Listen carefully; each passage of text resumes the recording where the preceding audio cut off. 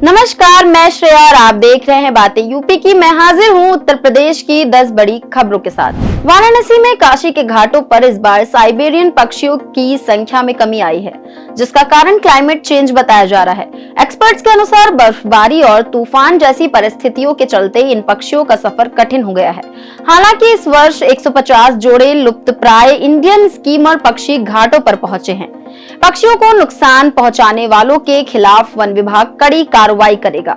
पर्यटकों से अपील की गई है कि पक्षियों को ब्रेड या नमकीन न खिलाएं, क्योंकि ये उनके लिए हानिकारक हो सकता है। बनारस हिंदू विश्वविद्यालय ने सत्र 2024 से 25 के लिए 56 स्पेशल कोर्स के एडमिशन की प्रक्रिया शुरू कर दी है। विश्वविद्यालय ने इस कोर्स के लिए ऑनलाइन लिंक और बुलेटिन अपनी वेबसाइट पर जारी किया है। आवेदन की अंतिम तिथि 21 दिसंबर है और रजिस्ट्रेशन फीस 300 से 600 रुपए तक है। जनरल कैटेगरी के उम्मीदवारों के लिए फीस 600 रुपए है, जबकि SC, ST और PWD के लिए ये 300 रुपए है। इस बार 6 से अधिक कोर्स को बंद किया गया है, जो पहले चल रहे थे। अब बढ़ते हैं अपनी अगली खबर की ओर। मुख्यमंत्री योगी आदित्यनाथ ने लखनऊ के लोक भवन में 701 वन दरोगाओं को नियुक्ति पत्र वितरित किए, जिसमें 140 महिला अभ्यर्थी शामिल हैं। इस मौके पर उन्होंने पर्यावरण के क्षेत्र में जागरूकता बढ़ाने का आह्वान किया।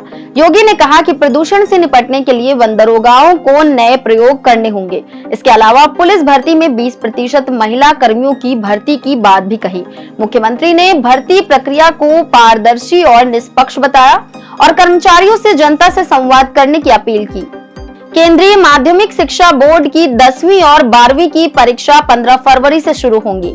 इस बार 44,000 छात्र परीक्षा देंगे और 160 स्कूलों को परीक्षा केंद्र बनाया गया। 10वीं की परीक्षा 15 फरवरी से 18 मार्च तक होगी, जबकि 12वीं की परीक्षा 15 फरवरी से 4 अप्रैल तक चलेगी। पहली बार 86 दिन पहले शेड्यूल जारी किया गया है, जिससे छात्रों को तैयारी के लिए अधिक समय मिलेगा। बोर्ड ने इस बार परीक्षा केंद्र को पर्याप्त समय देने का भी निर्णय किया है। इसी के साथ अब बढ़ते हैं अपनी अगली खबर की ओर। उत्तर प्रदेश में अगले साल 4 निर्माणाधीन एक्सप्रेसवे का काम पूरा हो जाएगा, जिससे प्रदेश का एक्सप्रेसवे नेटवर्क 958 किलोमीटर तक पहुंच जाएगा। इससे यूपी की हिस्सेदारी देश भर में 40% से बढ़कर 50% हो जाएगी। नए एक्सप्रेसवे में चित्रकूट लिंक, आगरा लखनऊ, पूर्वांचल गंगा और बलिया लिंक एक्सप्रेसवे शामिल है। गंगा एक्सप्रेसवे का 60% काम पूरा हो चुका है और अगले साल अप्रैल तक ये पूरा होगा। लखनऊ कानपुर एक्सप्रेसवे का काम भी तेजी से चल रहा है, जिससे यात्रा का समय 45 मिनट तक घट जाएगा। भारतीय रेलवे 2025 के नए टाइम टेबल पर काम कर रहा है, जिसमें पैसेंजर ट्रेनों से 0 नंबर का स्पेशल टैग हटाया जाएगा। कोरोना काल में शुरू की गई पैसेंजर ट्रेनों पर ये टैग था, जो अब हट जाएगा। इसके अलावा रेलवे ट्रैक सुधार के बाद गाड़ियों की रफ्तार भी बढ़ाई जाएगी। नए टाइम टेबल में वंदे भारत, वंदे स्लीपर जैसी तेज रफ्तार गाड़ियों का संचालन भी संभव होगा। रेलवे ने महाकुंभ के लिए भी स्पेशल ट्रेनों की योजना बनाई है। ये नया टाइम टेबल 1 जनवरी 2025 से लागू होगा। अब बढ़ते हैं अपनी अगली खबर की ओर। उत्तर प्रदेश के सहकारी बैंकों में रिक्त 100% पदों पर भर्ती प्रक्रिया जल्द शुरू होगी। सहकारिता विभाग से 50 जिला सहकारी बैंकों के वर्ग 1, 2 और 3 के सभी रिक्त पदों को भरने की अनुमति मिलने की संभावना है। अब तक केवल 50% पदों पर भर्ती की अनुमति थी। ये कदम बैंकों की साख सुधारने और कारोबार बढ़ाने के लिए महत्वपूर्ण है, क्योंकि कर्मचारियों की कमी के कारण बैंकों का प्रगति प्रभावित हो रही थी। इस प्रक्रिया से बकाये ऋण की वसूली में भी सुधार की उम्मीद जताई जा रही है। उत्तर प्रदेश के आजमगढ़ जिले के सगड़ी तहसील में स्थित ताल सलोना में साइबेरियन पक्षियों का शिकार किया जा रहा है, जबकि इन पक्षियों का शिकार प्रतिबंधित है। शिकारी इन पक्षियों को पकड़कर उनके पंख काटते हैं और 1000 से 1200 रुपए में बेचते हैं। मार्केट में उनकी मांग के कारण ये अवैध कारोबार जोरों पर है।